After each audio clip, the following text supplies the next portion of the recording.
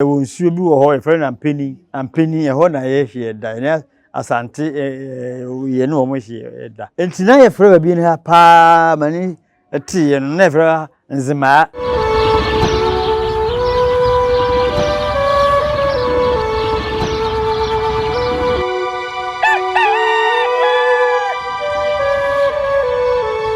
na wakwa baba Nyansapo TV ena ye duru Bibiani nti no ya na wa ha ebese na wakwa boni din na ye hu kuro Bibiani na bakosem kakra odama bebo din na wa kire wutumi me din edi nana chemu kofi ankoanda ya wotoso mienu nana chem kofi ankoanda wotoso mienu me ye fata boso hene esan ye omahene abusuapanyin anwaso mahene abusuapanyin enko kakra wo din ni mu ankoanda na kire sen ankoanda ejise wo ye ko aye na ese wo ye warrior seriously ye ko aye na enu na edin ye da me so se ankoanda okun awona awie anadwo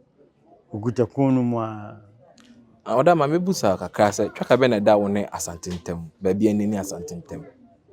Bibiani ha de ene Bibiani me ka kire o se Bibiani ye oman a ehwe kuro no ehwe oman hene ase nana ya ojebi our president of the council of chiefs on no president na Bibiani na kwanya pa no ase wo ahweaso se hwe ahweaso na ade ye administrative area agidin na yakwanya no ewo omahene otise hwe ahweaso onti Bibiani ha ya administrative area ana odama na mesere busa se ufi Kumase ba ansa na bewura se hwe no esu bi da ho na watene no abaasi ye ne Asantefo no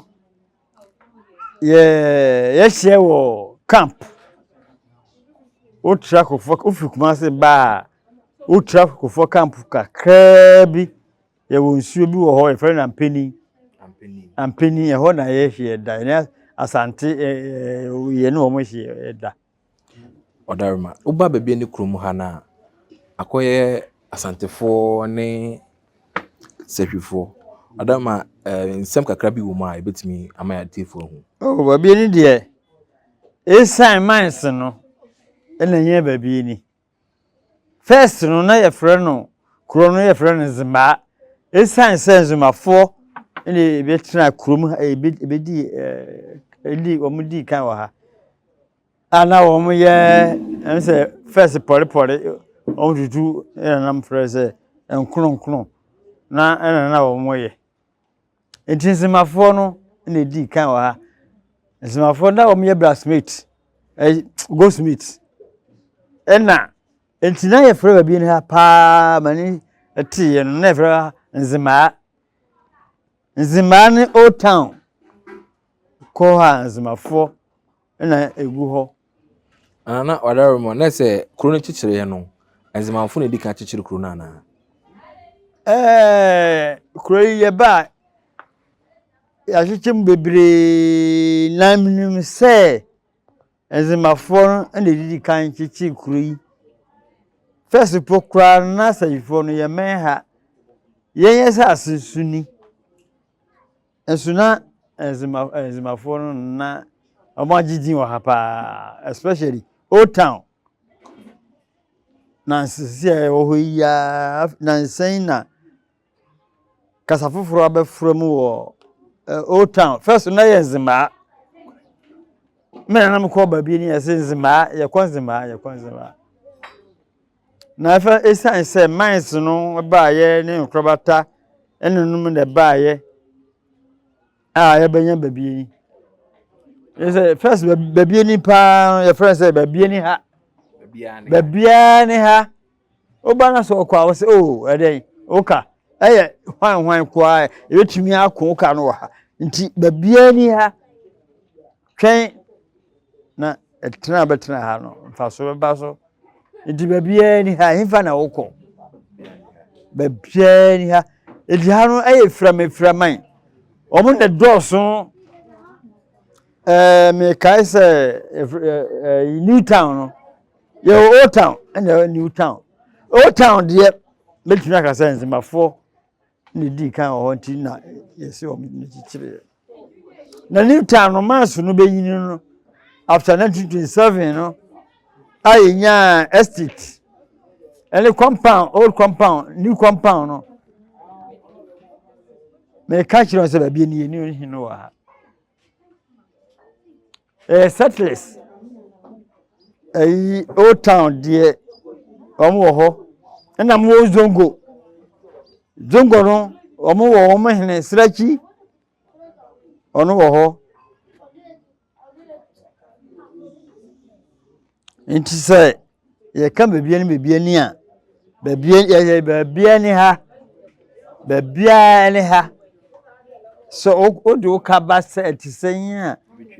betua ama. Odaruma na odin akwana na mesere bisa asem ba kwasa afa ho bio. Na se akwana okoye na wo so benya ba bitina wa ha na.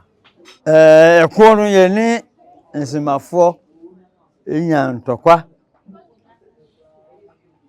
Ewie kire no asantefo so ye no mo kwenye. Na me betina konwa so no. De metie ni say na yana no asantefo no wo mo ba abetwam asantefo no wo mo ye ntokofo pa enti wo mo betwam no na ye wo krobiti say wanchi enti e ba sa no na say enkrofo no asantefo no omo ba ensoso na omo enam omo kwa no edara wanchi nti die kai ne say ene omo betu yen a omo asantefo no betwa fa so nti ye relocate ena ma ebinum eko safinu a eko wanchi safi ena ema yeti wanchi no say yesi wanchi asantefo beba abetwa fa so ena ebinum so ko subile ebinum eko subile na yenya ya nko no yeti wanchi no yesi ye nko no ena kuro wanchi a yete ho Na se sahwia so mo wanchi bi wa ha. Yo ha na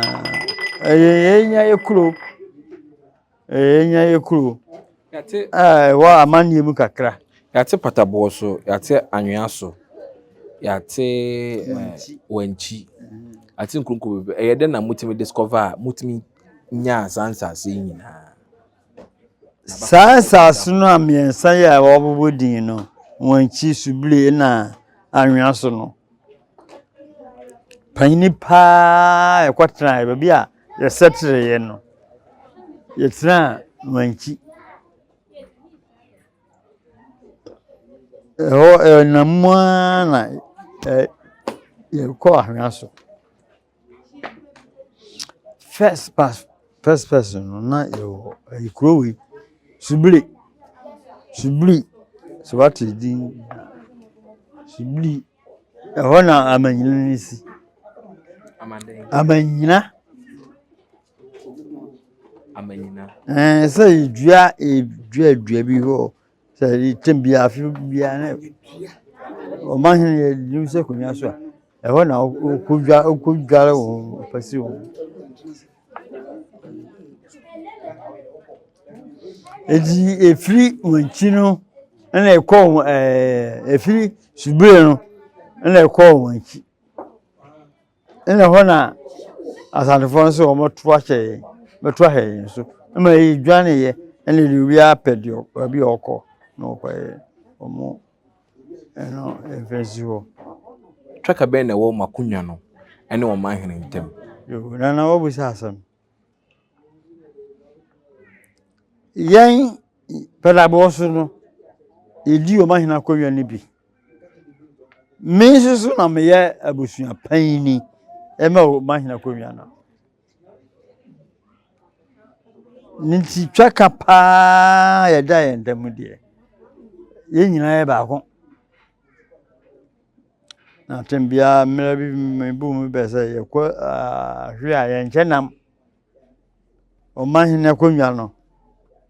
ene eyi asafo henefo ana se abakomafo wo konwa no o mu yensia na mesusu me ne wo mpanyini.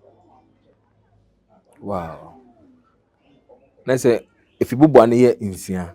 Yes. Also na ye panyin. Onkwa na tim de Abusuapanin bi. That's all I'm saying dia konwa o mahina konwa no bi. O mu aka no bia ni ho. Ana odama what na konwa so mfi sen.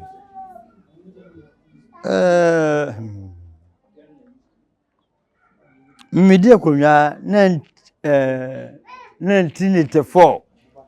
Calculate mami 24th November na next year na my 40 years ewa konwa no 40 years ewa konwa. This is about 39 years. Media konwa na sana na ya jebi ebedia konwa medini 4 years ansana obo no media konwa. Say wait make I say so far no there Potemu hand there when I had the longest chief in this area. And now be there akunya no message say what are some of the achievements near my bank now open so wa meto but open so want me initiate ya baso. Oh me ba konwa no so no me na enye busuafie ewa ahwaso ye nyina ekoboa ya no a koboa no wa ahwaso edumie bi na ye akonwa fie no na asai me na me to ho so amesiye gre obia nim tu ya hin fie si hoyi na papa dan o mo de papa na abubu ni na gu masi ni na si ema ye ukọ hoyi ya tutazi mia Na wadarmo patabo so anwa so ni nyina ye anuanom baako ana asentitimu wo anuanom baako sabe ye nyina ye anuanom baako a edi o mahina konwa no asada tentitimu bi enim about ye efie konwa no de se konwa to patabo so ana se Finyankobo palaboso agosia konwa no de enye nokre yanka bi da enye bi da obia di ni fi ayi ne emmato mahene de a ye obia di edwindi na wadarma nti mu wo on set tete no obi ekwa akon a otimi de nakonya koja nsu otimi de sika bi koja baabi otimi de japade bi tena baabi ema dachi bi okoba befana de mu bibisa wo yo visa yo opa de pass obisa mesase ai drume bia ye na mafo no enene da ben ya tru eboso mu bebiri egu but yenye ye tegonya ye tingonya so odi ya nyintumu sa ye bosum sina pan no boka pan hu eban but me hwe ensemu a akache kakra but very bad ama chebe pan su aban hu ban onye kuye nenam for so long a time ya tuna fini baby a omo no kura no abusafo na dodo bi let's say ehọ no ye baabi a tetene ye ndo sacred area na da kwayi mana na da kwayi kura obia menho but ne na ya omo aye sasem etete say ehọ no kura na say usi ho na say da bone a utimi hira kwa kitwa bi no kra kai kutuwa bi na oduru ho na se won hu na wasam ka obayira the whole day bitwa ho saa enkosi bia anana wadaroma yebeda ase na mepemiesa beba na Bibiani hanwea so nkroto nyina no ya hyeda ne wanam mu na ya hwe baabi atete no Nyankopon de ho mai na ya hwe ye hye su nyina na yebeda ase na wadaroma na watena kunya so 40 years na wankasa no next year no na kunya wanya 40 years wakunya no so nti futu be na adbe ma na ma for maba futu be na adbe ma wo le ni bi na kan se asema da wa no nre ya no ne bako asema no one day okuna wi osima bua o shi wa pa se baba osima bua asema na be ma yiwie kwa o si ko yo akofo ekum asem na me hwi school em o wi akọ lawyer obu asem ni straight with them na nasimo ketwa ato no say lawyer bi na ne ba eso law school ode ohwe ne ba na odi case ne ho na wahwa so many years ahwe ne ba ni school ama na wi ne ba ni wi school na wo say case makodi abua one day pe o papa di case 20 years o di one day abebu asem no eti me fanya disia me Adenti ni ebube ne brebe eze si ebube ebe ye de den kura preko enim sebe odwampopo bi esi kuro ni mu a wase wadore sra panyini wontena fie ema aseduamfo blani pie frimantam be hin se pin enye nkwandewa na yesotro no ansa na odi asebe fita na no makode ebrensi am awotua ne nsem mojabumo ni hu duanani wie klaman wo ye sofo kra wo nye ye bi tontonte ye no nsa na ye fa Nyansapo abone ntakra na mane yekese na ntakra abone de fanyinam kwatere kwa odawro ma ntuma ye fe ni din de sein ni din de Obama akola wa no so pese utrimu usuma ense bratam se fanfam ne honhon hia na America sa sebe ka ya twa ni mu nyame nai ebu afaso enye de ya twa ni mu twa nyame se bedi akone be kwen bodi atwede na se kofi nro ni ya aben ntima nyina ni mu ampata na wo ya